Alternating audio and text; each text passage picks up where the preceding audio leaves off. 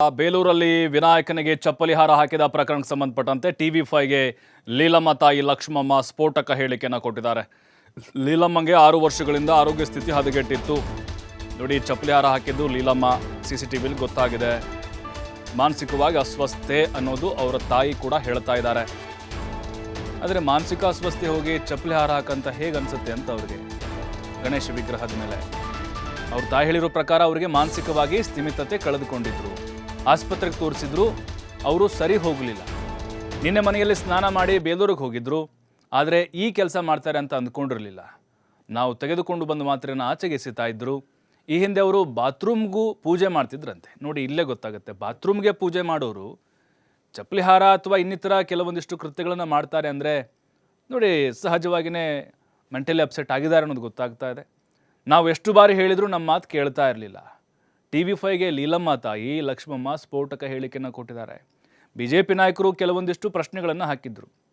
ಮಾನಸಿಕ ಅಸ್ವಸ್ಥತೆಗೆ ಮುಖ ಮುಚ್ಕೊಳ್ಳೋದು ಹೆಂಗೆ ಗೊತ್ತಾಗುತ್ತೆ, ಅಲ್ಲಿ ಮುಖಕ್ಕೆ ಒಂದು ರೀತಿ ಮಾಸ್ಕ್ ಹಾಕೊಳ್ಳೋ ಥರ ಹಾಕ್ಕೊಂಡಿದ್ರು, ಅದೇ ಗೊತ್ತಾಗುತ್ತೆ.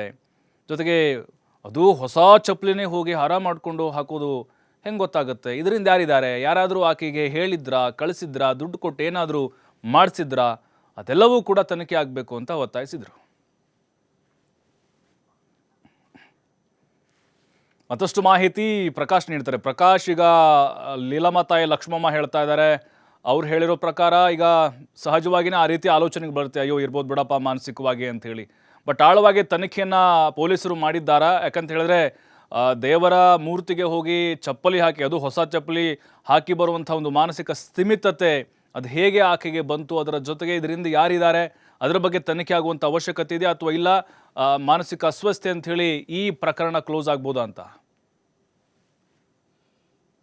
ಪ್ರಭು, ಹಾಸನ ಜಿಲ್ಲೆ ಬೇಲೂರು ಪಟ್ಟಣದಲ್ಲಿ ನಿನ್ನೆ ಒಂದು ಘಟನೆ ಕೂಡ ನಡೆದಿತ್ತು. ಅಂದ್ರೆ ವರಸಿದ್ಧಿ ವಿನಾಯಕನ ಮೂರ್ತಿಗೆ ಚಪ್ಪಲಿ ಇಟ್ಟಂತಹ ಪ್ರಕರಣ ನಡೆದಿತ್ತು. ಅದರ ಬೆನ್ನತ್ತಿದಂತಹ ಪೊಲೀಸರು ಆ ಮಹಿಳೆಯನ್ನ ಕೂಡ ನಿನ್ನೆ ಸಂಜೆ ಹಾಸನ ನಗರದ ಏನು ಗುಡೇನಹಳ್ಳಿಯ ಬಳಿ ಆಕೆಯನ್ನ ಕೂಡ ವಶಕ್ಕೆ ಪಡೆದುಕೊಂಡಿರುವಂತದ್ದು ಯಾರೋ ಹಾಸನ ಪೊಲೀಸರು ವಶಕ್ಕೆ ಪಡೆದಿದ್ದಾರೆ. ಸುಮಾರು 4 ತಂಡಗಳನ್ನು ಕೂಡ ರಚನೆ ಮಾಡಲಾಗಿತ್ತು ಆಕೆಯನ್ನು ವಶಕ್ಕೆ ಪಡೆದುಕೊಳ್ಳೋದಕ್ಕೆ. ಯಾವಾಗ ಇದು ತೀವ್ರತೆ ಹೆಚ್ಚಾಗುತ್ತೆ, ಆ ಸ್ಥಳಕ್ಕೆ ನಿನ್ನೆ ಘಟನಾ ಸ್ಥಳಕ್ಕೆ ಸಿಟಿ ರವಿ ಬರುವಂತದ್ದು, ಜೊತೆಗೆ ಶಾಸಕ ಹುಲ್ಲಳ್ಳಿ ಸುರೇಶ್ ಅವರ ನೇತೃತ್ವದಲ್ಲಿ ಪ್ರತಿಭಟನೆ ಆಗುತ್ತೆ. ಮತ್ತೆ ಇವತ್ತು ಕೂಡ ಬೇಲೂರನ್ನ ಬಂದ್ ಮಾಡಿ ಪ್ರತಿಭಟನೆಯನ್ನ ಮಾಡಿರುವಂತದ್ದು. ದೇವಸ್ಥಾನವನ್ನ ಶುದ್ಧೀಕರಣ ಮಾಡಿ ಒಂದಿಷ್ಟು ಬಜರಂಗ ದಳ ಕಾರ್ಯಕರ್ತರು, ಹಿಂದೂ ಕಾರ್ಯಕರ್ತರು, ವಿಶ್ವ ಹಿಂದೂ ಪರಿಷತ್ನ ಸದಸ್ಯರು ಎಲ್ಲರೂ ಕೂಡ ಸೇರಿ ಬಸವೇಶ್ವರ ವೃತ್ತದಲ್ಲಿ ಸಾಕಷ್ಟು ಒಂದು ರೀತಿ ಆಕ್ರೋಶವನ್ನು ವ್ಯಕ್ತಪಡಿಸಿರುವಂತದ್ದು.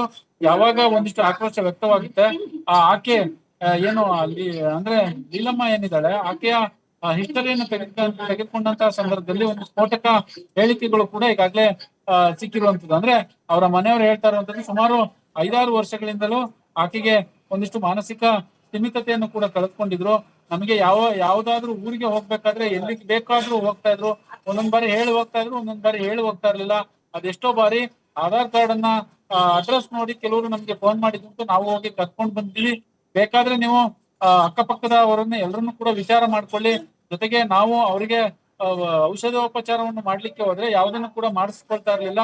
ಅವರಿಗೆ ಬೇಕಾಬಿಟ್ಟಿ ಇರ್ತಾ ಇದ್ರು. ಒಟ್ಟಾರೆ ಮಾನಸಿಕ ಸ್ಥಿಮಿತತೆಯನ್ನು ಕಳೆದುಕೊಂಡಿದ್ರು ಅನ್ನುವ ಮಾತನ್ನ ಲೀಲಮ್ಮ ಅವರವರ ತಾಯಿ ಲಕ್ಷ್ಮಮ್ಮ TV5ಗೆ ಹೇಳಿಕೆ ಕೊಟ್ಟಿರುವಂತದ್ದು. ರಿಯಾಲಿಟಿ ಚೆಕ್ ಕೂಡ TV5 ಅವರ ಮನೆ ಮುಂದೆ ಅವ್ರನ್ನ ಮಾತನಾಡಿಸಕ್ಕೆ ಪ್ರಯತ್ನ ಪಟ್ಟು ಉತ್ತರವನ್ನು ಕೂಡ ಕೊಟ್ಟಿದ್ರು. ಈಗ ಸದ್ಯದ ಮಾಹಿತಿಯ ಪ್ರಕಾರ ನಿನ್ನೆ ಪೊಲೀಸರು ಇದೇ ಮಾಹಿತಿಯನ್ನು ಕೂಡ ಬಿಜೆಪಿಯ ನಾಯಕರಿಗೆ ಅಂದ್ರೆ ಅವರಿಗೆ ಮನವರಿಕೆ ಮಾಡುವಂತಹ ಕೆಲಸವನ್ನು ಮಾಡಿದ್ರು. ಆಕೆ ಮಾನಸಿಕ ಸ್ಥಿಮಿತತೆ ಕಳ್ಕೊಂಡಿರಬಹುದಾ ಅನ್ನುವ ತನಿಖೆಯನ್ನು, ಅಂದ್ರೆ ಆ ತರದ ಒಂದು ಸುದ್ದಿ ಬರ್ತಾ ಇದೆ. ಹಾಗಾಗಿ ನಾವು ಅದನ್ನ ಎಲ್ಲಾ ತರದಲ್ಲಿ ತನಿಖೆಯನ್ನು ಮಾಡ್ತಾ ಇದೀವಿ ಅನ್ನುವ ಮನವರಿಕೆ ಮಾಡ್ಲಿಕ್ಕೆ ಹೋದ್ರು. ಆದ್ರೆ ಅವರು ಅಲ್ಲಗೆಳೆದಿದ್ರು. ಬಟ್ ಇವತ್ತು ಮತ್ತೆ ಬಿಜೆಪಿ ನಾಯಕರ ನೇತೃತ್ವದಲ್ಲಿ ಪ್ರತಿಭಟನೆ ಕೂಡ ನಡೆದಿರುವಂತದ್ದು. ಈಗ ಸದ್ಯಕ್ಕೆ ಲೀಲಮ್ಮ ಏನು ಹಾಸನ ಪೊಲೀಸರ ವಶದಲ್ಲಿ ಕೂಡ ಈಗಾಗಲೇ ಇರುವಂತದ್ದು. ಪ್ರಭು, ಥ್ಯಾಂಕ್ ಯು ಪ್ರಕಾಶ್ ಮಾಹಿತಿಗಾಗಿ.